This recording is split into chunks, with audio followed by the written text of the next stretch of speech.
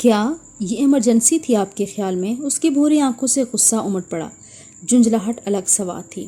دیکھ نہیں رہی کیسا سوجا ہوا ہے بچی کا پاؤں؟ ذرا ڈھنگ سے دیکھو، ہڈی وڈی نہ پٹک گئی ہو۔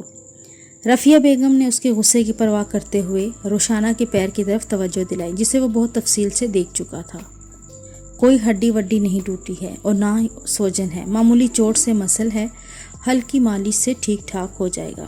اس نے نظر اس کے شفاف گداز پیر سے ہٹا کر اس کے چہرے پر ڈالی۔ اہم میٹنگ چھوڑ کر آنے پر اتنی جھنجھلاہٹ تھی کہ چہرے کے ہر زاویے سے چھلکی پڑ رہی تھی۔ ہڈی ٹوٹنے کا تو مطلب سمجھتی ہیں آپ؟ کیسا درد ہوتا ہے اس کا؟ گھنٹہ بھر پہلے تو ایسا ہی درد تھا، اب جا کر کچھ کم ہوا ہے۔ وہ اس کے انداز اور لہجے پر برا مان کر بولی۔ ہاں، بچی بری طرح تڑپ رہی تھی۔ رفیہ بیگم زور دے کر بولی۔ گھنٹہ بھر پہلے درد تھا، اب نہیں۔ اس کا یہی مطلب ہے کہ معمولی چوٹ تھی جس کا وقتی اثر تھا، جو اب زاحل ہو چکا ہے۔ وہ آستین فولڈ کرتے ہوئے اس کے بیڈ کے پاس سے ہٹ گیا۔ وہ 2 پین کلر کھائی تھیں، اسی لیے درد کم ہو گیا ہے، وہ جل کر بولی۔ اس نے ایڑیوں کے بل گھوم کر اس پر ترچھی نظر ڈالی۔ وہ اس کی خالہ کی پوتی، اس کی بھابھی کی بھتیجی نہ ہوتی تو وہ اسے یقیناً بری طرح جھڑک دیتا۔ تاہم اس اپنے ٹیمپر کو کنٹرول کرتا ہوا سپاٹ لہجے میں بولا، مزید 2 اور رات کو بھی گھول کر پی لیجئے گا، ایک صبح مکمل آرام آ جائے گا، اور چلنے میں ذرا احتیاط کر لیجئے گا۔ یہ کہتے ہوئے کمرے سے باہر نکل گیا۔ روشانہ کا دل چاہا بیڈ سے اٹھ کر سامنے رکھا گلدان اس کے پیٹھ پر دے مارے۔ زندگی میں پہلی بار اسے اس طرح کے رویوں کا سامنا ہوا تھا۔ ناز و نم سے پلنے والی کو کب کسی نے اس طرح ڈیل کیا تھا؟ سبکی کا احساس کتنی دیر اس کے روح پر ٹپکتا رہا۔ وہ آنکھوں پر بازو رکھ کر اس کے غصے کو پینے کی کوشش کرنے لگی۔ لڑکے والوں کی طرف سے آج مہندی آنی تھی۔ صبح سے ہی ایک ہڑبونگ مچی ہوئی تھی۔ کیا مصیبت ہے؟ یہ میرا کمرہ ہے، کباڑ خانہ نظر آتا ہے سب کو۔ طلال نے زنانہ کپڑوں کا رول سا بنا کر اپنے کمرے سے باہر پھینکا تو وہاں سے گزرتی لالا رخ ٹھٹک گئی، پھر لپک کر ان کپڑوں کو اٹھا لیا۔ کیا کر رہے ہو طلال؟ یہ روشانہ اور پلویشا کے کپڑے ہیں، میرا ہی کمرہ رہ گیا ہے ان فضول چیزوں کے لیے، اس نے اسی جھنجھلاہٹ بھرے انداز میں جواب دیا۔ ہر کمرہ کباڑ خانہ بنا ہوا ہے، اتنے مہمان جو ٹھہرے ہیں، ان بیچاریوں نے آئرن پھیر کر یہاں پھیلا کر رکھے ہیں، اب کوئی جگہ ملتی تو یہ کہیں اور رکھتی۔ روشانہ کچن سے نکلتے ہوئے اپنے کپڑوں کی یہ درگت دیکھ چکی تھی، اسی طرف چلتی آئی اور آہستگی سے ہاتھ بڑھا کر لالا رخ کے ہاتھ سے اپنے کپڑے لے لیے۔ سوری، مجھے نہیں پتا تھا کہ یہ سرجن صاحب کا کمرہ ہے، ورنہ میں یہ گستاخی ہرگز نہ کرتی۔ طلال نے ابری اچکا کر اس کی طرف دیکھا۔ اسے کپڑوں کی درگت سے زیادہ اپنی تذلیل پر غصہ آیا۔ اس کے رخساروں پر سرخی بکھری ہوئی تھی۔ آؤ تمہیں دوسری جگہ بتاتی ہوں، ہنا ایک کمرے میں ہی رکھ دیتی۔ لالا رخ خفیف سی شرمندگی محسوس کر کے اس کا ہاتھ پکڑ کر اپنے ساتھ لے گئی۔ دراصل اسے پتہ نہیں تھا کہ یہ استری شدہ کپڑے ہیں اور تم لوگ کے ہیں، ورنہ وہ بیچاری خام خواہ وضاحتیں دینے لگی۔ روشانہ ہلکے سے ہنس دی، ورنہ شاید بہت احتیاط سے ہینگر کر کے الماری میں لٹکا دیتے۔ لالا رخ نے اس کی طرف دیکھا، پھر محظوظ ہو کر بے ساختہ ہنس پڑی۔ چلو غصہ تھوک دو، میں خود تمہارے کپڑے پریس کر دیتی ہوں۔ وہ کچھ اتنی محبت سے بولی کہ وہ نادم سے ہو کر رہ گئی۔ اس کے ہاتھ سے کپڑے دوبارہ لے کر جلدی سے بولی، ارے نہیں، آپ کیوں کریں گی؟ اور اتنے زیادہ خراب بھی نہیں ہوئے ہیں، میں ہاتھ میں تو لے چکی ہوں، ابھی بدلنے ہی تھے۔ وہ کمرے میں آئی اور پھر واش روم کی جانب بڑھ گئی۔ لالا رخ اس کے ہلکے نم بالوں کو دیکھتی رہ گئی، جو سیاہ ریشم کی طرح اس کی پشت سے نیچے تک بکھرے ہوئے تھے۔ روشی بہت زیادہ پیاری ہو گئی ہے نا لالی؟ ہنا کی آواز نے اس کی محویت کو توڑا۔ وہ پلکیں جھپک کر اس کی طرف دیکھ کر سر اسبات میں ہلاتے ہوئے بولی، بہت چھوٹی تھی تب دیکھا تھا میں نے اسے، اور اسے دیکھنے کا بہت اشتیاق بھی تھا۔ مجھے پتا ہے اسے دیکھ کر آپ کے ذہن میں اس وقت کیا خیال آ رہا تھا، ہنا نے کہا تو لالا رخ نے چونک کر اس کی طرف دیکھا، پھر ٹھنڈی سی سانس بھر کر مسکرا دی، مگر اس کی مسکراہٹ میں وہ تازگی نہ اتر پائی۔ ہنا کے چہرے پر بھی ایک پل کے لیے تکلیف دہ رنگ اتر گیا۔ وہ لالا رخ کو پلٹ کر جاتے دیکھتی رہی۔ خرم نے پلویشا کو سیڑھیاں اترتے ہوئے روبی کی طرف آتے دیکھ کر بے ساختہ سینے سے ایک سانس خارج کی۔ وہ اپٹن کا تھال تھامے سعدیہ پھپھو کو ڈھونڈ رہی تھی۔ آپ نے سعدیہ پھپھو کو دیکھا ہے؟ وہ اس کی طرف آ گئی، جو کیمرے میں ریل ڈالتے ہوئے اس کو اپنی طرف آتے دیکھ کر قطعی انجان بن گیا تھا۔ دیکھا ہے، بہت بار دیکھا ہے، بلکہ روز ہی دیکھتا ہوں۔ میرا مطلب ہے وہ اس وقت کہاں ہوں گی؟ وہ اس کے جواب پر قدرے سٹپٹا کر بولی تو اس نے کیمرے کو آنکھ سے ہٹایا، اس پر نگاہ ڈال کر انتہائی سنجیدگی سے اپنی جیبیں ٹٹولنے لگا۔ صبح تک تو شاید یہیں تھی، اب جانے کدھر چلی گئی ہیں؟ کیا پھپھو آپ کی جیب میں تھی؟ وہ اس کی غیر سنجیدگی پر برا مان کر پلٹ گئی۔ میں تو بیٹری ڈھونڈ رہا تھا، وہ جلدی سے بولا تو وہ پلٹی۔ وہ ہنسی کو روکتا ہوا سر کھجانے لگا۔ آپ بہت برے ہیں، وہ کھسیا کر اسے خفگی سے دیکھنے لگی۔ برا تو ہوں مگر کچھ خوبیاں بھی ہوا کرتی ہیں شاید آدمی میں۔ اس نے ایک ٹھنڈی سانس بھری تو وہ مسکرا دی۔ آپ کو اتنے بہت سے شعر کس طرح یاد رہ جاتے ہیں؟ اس نے تحیر کے ساتھ پوچھا۔ یاد کہاں ہوتے ہیں، آمد ہوتی ہے، آمد۔ وہ اطمینان سے بولا۔ آمد؟ وہ کیا ہوتا ہے؟ وہ ہوتی ہے، ہوتا نہیں ہے۔ جس طرح تمہاری آمد باد بہار سی ہے، میرے دل کے بے آب و گیا صحرا میں ست رنگ پھول مہک اٹھے، ویران دھوپ کھاتے دل کے آسمان پر کوسے قضا اتر آئی۔ یوں ہی تمہیں دیکھ کر نستعلیق قسم کے اشعار بھی آمد ہونے لگتے ہیں۔ اف خرم بھائی، آپ اتنی مشکل زبان کیوں بولتے ہیں؟ کوئی آسان زبان آپ کو نہیں آتی کیا؟ وہ سادگی سے بولی۔ خرم نے بے ساختہ ایک ٹھنڈی طویل سانس بھری۔ تمہیں کون سی زبان سمجھ آ جاتی ہے آسانی سے؟ میں اسی میں بات کر لوں گا۔ الجبرا یا فزکس کی؟ میرا خیال ہے جیومیٹری زیادہ آسان رہے گی۔ پلوشا کو ایک پل کے لیے اپنی پیشانی جلتی ہوئی محسوس ہوئی۔ وہ برا مان کر پلٹ گئی۔ تب سامنے سے لالا رخ آتی دکھائی دی۔ لالی آپی، یہ اپٹن کا تھال پھپھو نے منگوایا تھا، مگر اب وہ نہ جانے کہاں گئی ہیں، مجھے تو دکھائی ہی نہیں دے رہی۔ وہ تیر کی طرح اس کی طرف لپکی۔ وہ اماں کے کمرے میں ہیں اور تم یہاں کیا کر رہے تھے مسٹر؟ اس نے خرم پر ایک نظر ڈالی اور کچھ اس انداز سے کہا کہ خرم نے اپنا کیمرہ اور ریل دونوں ٹیبل سے اٹھاتے ہوئے اس کی طرف جواباً گھورا۔ یہ میرا لابی میں داخلہ آج سے ممنوع ہو گیا ہے کیا؟ وہ زور سے ہنس پڑی اور ایک معنی خیز تبسم کے ساتھ سر نفی میں ہلایا۔ خیر ممنوع تو نہیں ہوا، تم شوق سے بیٹھو، ہم چلتے ہیں۔ آؤ وشی۔ وہ پلوشا کا ہاتھ پکڑے وہاں سے چل دی تو وہ دل ہی دل میں بڑبڑا کر رہ گیا۔ لڑکیوں کی تیاریاں تھیں کہ ختم ہونے میں نہیں آ رہی تھی اور شام تھی کہ ڈھلتی جا رہی تھی۔ لان کے احاطے میں سجی بتیاں جھلملانے لگی تھی۔ مہمانوں کی آمد کا غلغلہ ہونے ہی والا تھا کہ رفیہ بیگم کی ڈانٹ ڈپٹ نے لڑکیوں کے سیلاب کو ریلے کی طرح کمروں سے نکلنے پر مجبور کر دیا۔ وہ سب بھاگتی دھوڑتی باہر چل دی۔ ہنا اپنے کمرے میں بیٹھی ان سب کی ہڑبڑوں کو دیکھ کر ہنستی رہی۔ پھر ایک ایک کر کے سبھی نکل گئی تو ان کی بکھری چیزیں سمیٹنے لگی۔ پھر یوں ہی کھڑکی کے پاس جا کر کھڑی ہوئی۔ سکندر ولا کا بغلی لان فنکشن کی مناسبت سے آراستہ کیا گیا تھا۔ اس کے آرائش کے ساتھ ہی مہکتی لڑکیوں کے کہکے ہنسی کی جھنکاریں کسی بہار کا سماں پیش کر رہی تھی۔ ایک تو اتنا بڑا خاندان تھا، اپنے ہی لوگ جمع ہوتے تو لگتا تھا ایک شہر اکٹھا ہو گیا ہے۔ استقبالیے کو خوبصورت رنگین پھولوں کی چھتریوں سے سجایا گیا، جہاں لڑکیاں ہاتھوں میں آنے والے مہمانوں کے استقبال کے لیے ہار اور پھولوں کی پتیاں لیے کھڑی تھیں۔ اس کی نظریں ادھر ادھر بھٹک کر یکدم لالا رخ پر ٹھہر گئی۔ سادے سے پیلے اور سفید کنٹراسٹ کے سوٹ میں وہ اپنے لمبے بالوں کو جوڑے میں لپیٹے ہوئے بڑے سے دوپٹے میں خود کو ڈھانپے وہ تمام تر سادگی اور سنجیدگی سے بزرگوں کے لیے رکھی گئی کرسیوں کو ترتیب ٹھیک کروا رہی تھی۔ ان کی نگاہیں شامیانے کی آرائش کا تنقیدی جائزہ بھی لے رہی تھی کہ کہیں کوئی کمی نہ رہ جائے، مگر ہنا نے سوچا کمی تو رہ گئی تھی، بہت بڑی کمی، ان کی مسکراہٹوں کی، جھنکاروں کی، ان کے دل کی مسرتوں کی، ہنگامہ آرائی کی۔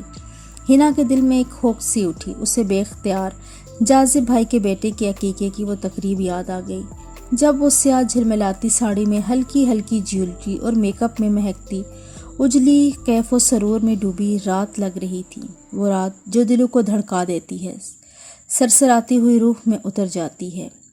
لبوں پر مچلتی ہنسی اور بالوں میں لٹکا ہوا گجرا جیسے ہم آہنگ ہو کر ان کے چہرے پر انوکھے رنگ بکھیر رہا تھا۔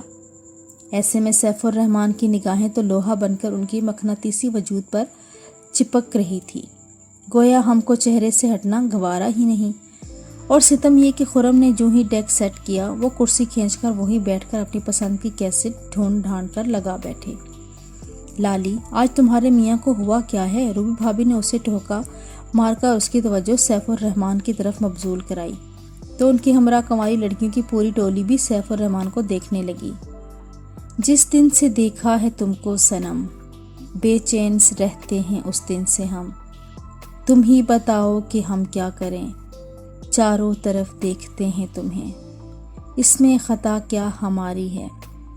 ایسا کیا گھول کر پلائی ہو کہ ان کی ایسی حالت ہو گئی ہے؟ شاید 3-4 دن کی جدائی نے ان کا یہ حال کر ڈالا ہے۔ روبی بھابھی کی شرارت پر لالا رخ کے چہرے پر شرمندگی اور حیا کے رنگ بیک وقت بکھرنے لگے۔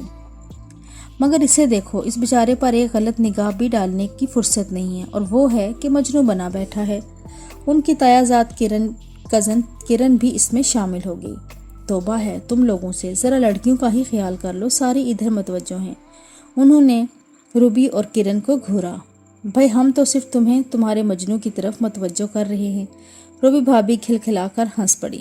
ناحق تم پر یہ کوشش کر رہی ہو روبی، وہ صاحب تو زیادہ عمدہ طریقے سے اسے متوجہ کر رہے ہیں، حسنہ بھی سرگوشیانہ انداز میں بولی، گو کہ ابھی اس کی صرف منگنی ہوئی تھی، مگر اکثر و بیشتر وہ لالا رخ سے ہلکے پھلکے مذاق کر جاتی تھی۔ وہ سب کھلکھلا پڑی تو لالا رخ کو وہاں سے اٹھنا ہی پڑا۔ یہ کیا حرکت ہے سیفی؟ موقع پا کر لالا رخ اس کے پاس جا پہنچی۔ وہ جیسے انجان بنا رہا اور کشتی کی پشت سے سر ٹھکائے آنکھیں بند کیے گانے کے بولوں کے ساتھ خود بھی گنگناتا رہا۔ سیفی آپ تو بالکل کالج بوائے کی حرکتیں کر رہے ہیں آج۔ آپ بھول رہے ہیں کہ آپ ایک شادی شدہ مرد ہی نہیں بلکہ ایک عدد بچے کے باپ بھی ہیں۔ اس نے جھک کر ڈیگ آف کر دیا۔ تو کیا شادی شدہ مرد کو اپنی بیوی کو متوجہ کرنے کی کوشش نہیں کرنی چاہیے؟ جبکہ بیوی ظالم بنی اسے بالکل خاطر میں نہ لا رہی ہو، ذرا سی گھاس ڈالنے کو بھی تیار نہ ہو، اسے انتظار کی سوکھی ڈال بنا کر خود مجسمے بہار بنی ادھر ادھر گھومتی پھرتی اس کا دل جلا رہی ہو۔ اس نے لپک کر اس کی کلائی پکڑ لی اور براہ راست اس کی بڑی بڑی مدہوش کر دینے والی آنکھوں میں جھانکا تو وہ بالکل اسکول گرل کی طرح جھینپ کر رہ گئی۔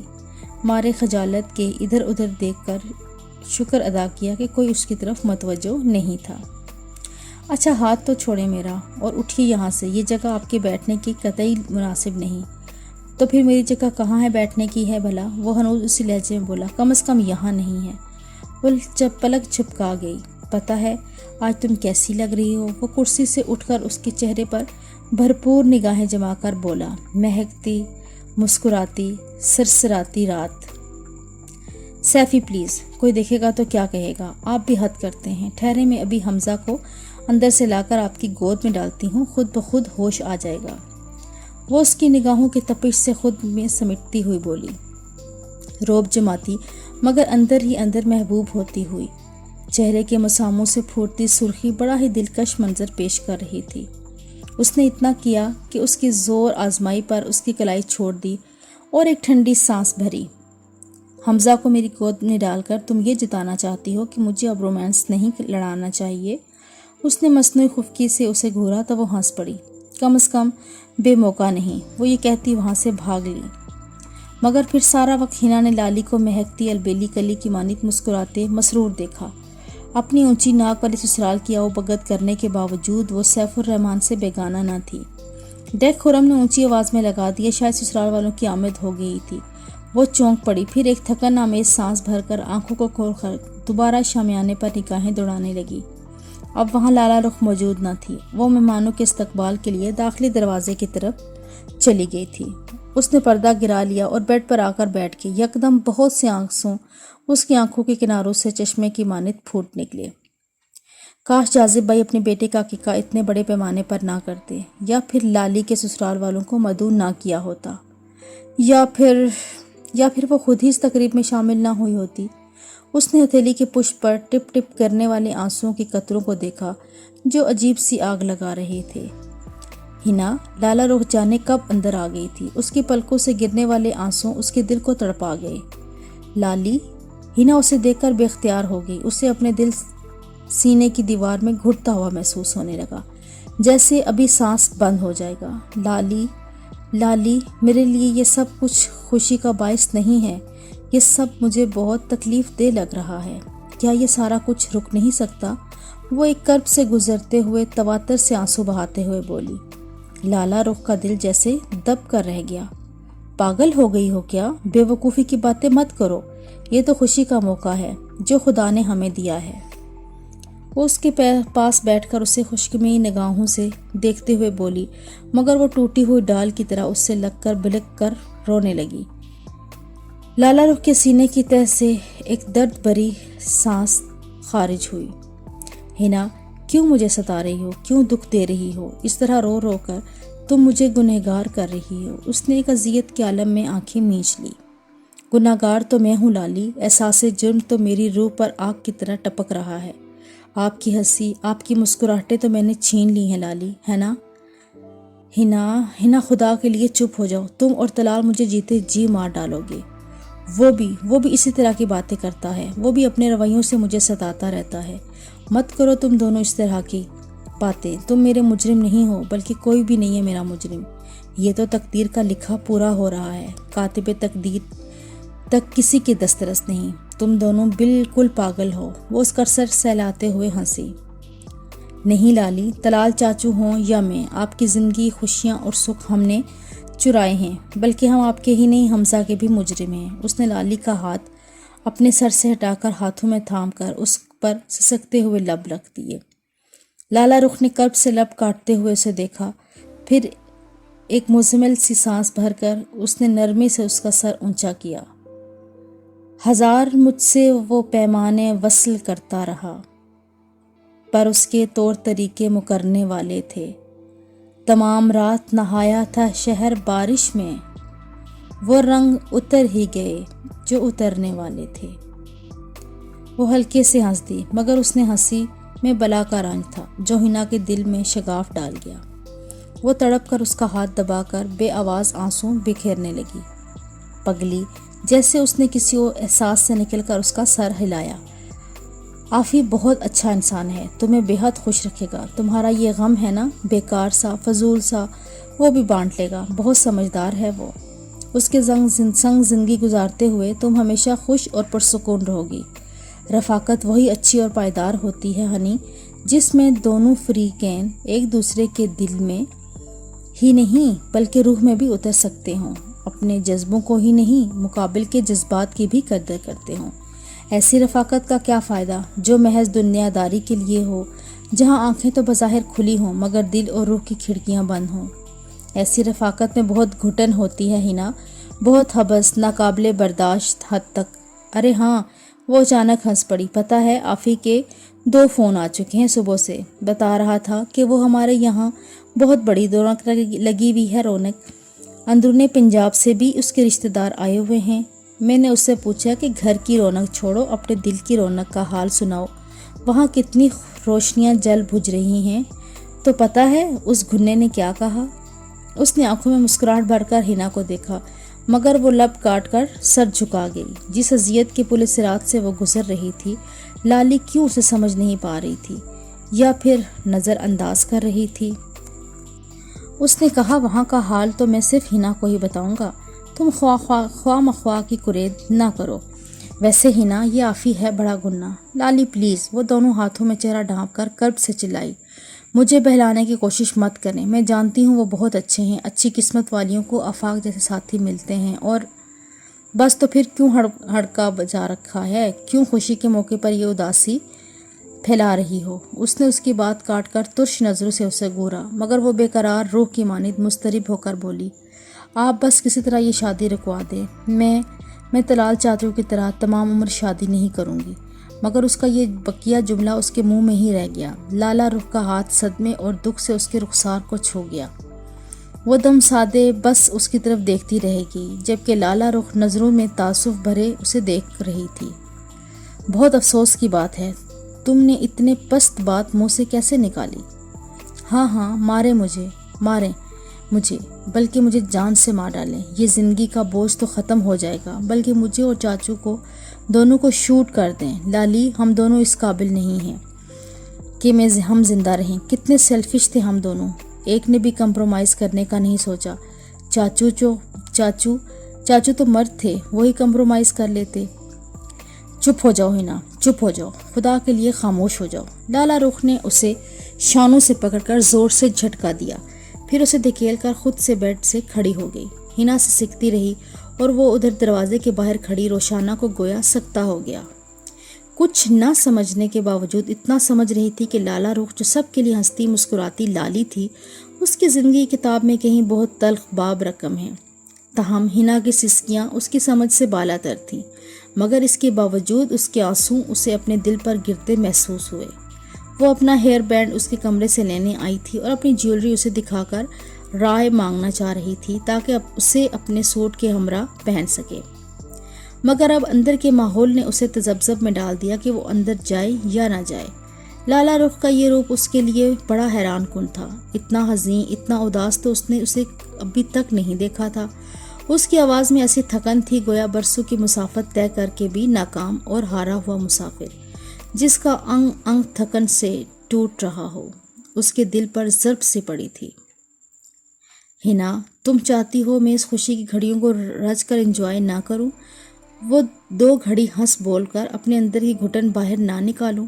ان گھڑیوں کو بھی تم میرے لیے عذاب بنانا چاہتی ہو؟ ایک پھیکی سی مسکراہٹ کے ساتھ وہ بے چارگی سے بولی تو ہنا نے مجروح انداز میں اس کی طرف دیکھا۔ انجوائے؟ بہت انجوائے کر رہی ہیں آپ، اتنے پھیکے، اتنے بے رونق سراپے کے ساتھ آپ خود کو اشاش پرشاش ظاہر کر رہی ہیں نا؟ آپ کی سونی کلائیاں اور آپ کے چہرے کا یہ سادہ پن آپ کو بہت مسرور ظاہر کر رہا ہے نا؟ وہ طنز سے ہنسی۔ لالا رخ نے اپنا چہرہ موڑ لیا۔ تم تو جانتی ہو مجھے میک اپ کا شوق نہیں ہے اور وہ ایک پل کے لیے رکی، پھر یکدم لہجے میں توانائی بھر کر اس کی طرف رخ موڑ کر بولی، آج تو صرف مہندی کا فنکشن ہے، اب اس میں کیا بارات کے کپڑے پہن لوں؟ کل دیکھنا دولہا والوں کے یہاں جاؤں گی تو کتنی لش پش ہو کر جاؤں گی، تم بھی پہچان نہیں پاؤ گی مجھے۔ لالی، ہنا بیڈ سے اتری اور پھر بے اختیار ایک اذیت کے عالم میں اس سے لپٹ گئی۔ روشانہ کتنی ہی دیر ہنا کی سسکیاں سنتی رہی، اس پر اعصاب شکن سناٹا طاری رہا، مگر اچانک اسے احساس ہوا کہ وہ ایک معیوب فعل میں نادانستگی میں مبتلا ہے۔ اب اسے مزید دانستہ یہاں نہیں رکنا چاہیے۔ اس خیال کے ساتھ ہی وہ پلٹی کہ اپنے پیچھے کھڑے تلال سے بری طرح ٹکرا گئی۔ اس کی غیر متوقع موجودگی نے اسے چکرا کر رکھ دیا تھا، جبکہ وہ اس تزازدم پر بھی ہنوز اسی اطمینان سے اپنی جگہ جمع رہا، گویا وہ خاصی دیر سے یہاں کھڑا تھا۔ اس خیال سے اس کی پیشانی جل اٹھی، اس کا چہرہ یوں پھیکا پڑ گیا جیسے کوئی مجرم جرم کرتے ہوئے رنگے ہاتھوں پکڑا گیا ہو۔ وہ سیاہ شلوار سوٹ میں ایک ہاتھ دیوار پر جمائے اسے کچھ عجیب سی نظروں سے دیکھ رہا تھا۔ وہ ہنا سے مجھے کچھ کام تھا، مگر اندر شاید وہ کچھ پریشان ہے، میں نے سوچا میرا اندر جانا شاید مناسب نہ ہو۔ وہ سٹپٹا کر وضاحت کرنے لگی۔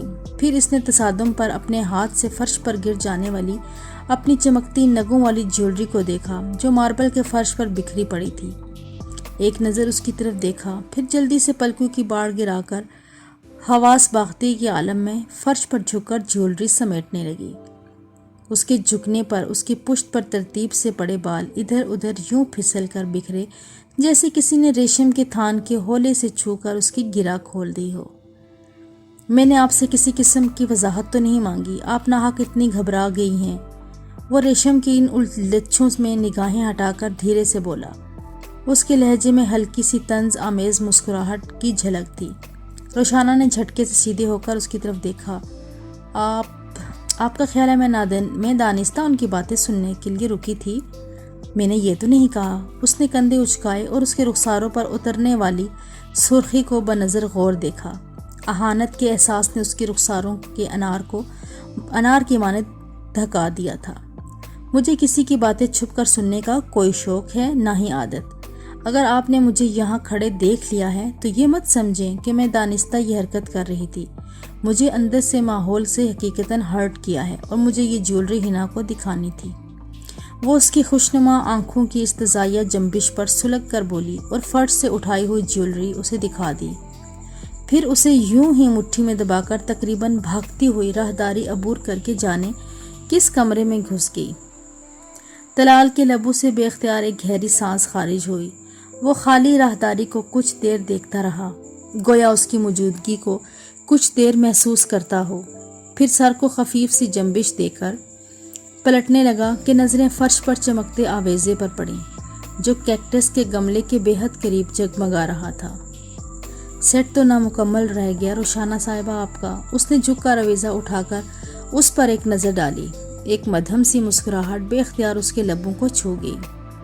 اس نے ہنا کمرے کے نیم وا دروازے پر ایک نظر ڈالی، پھر آویزہ اپنے کرتے کی جیب میں ڈالا اور پلٹ کر دائیں طرف راہداری عبور کرتا رفیہ بیگم کے کمرے کی طرف بڑھ گیا۔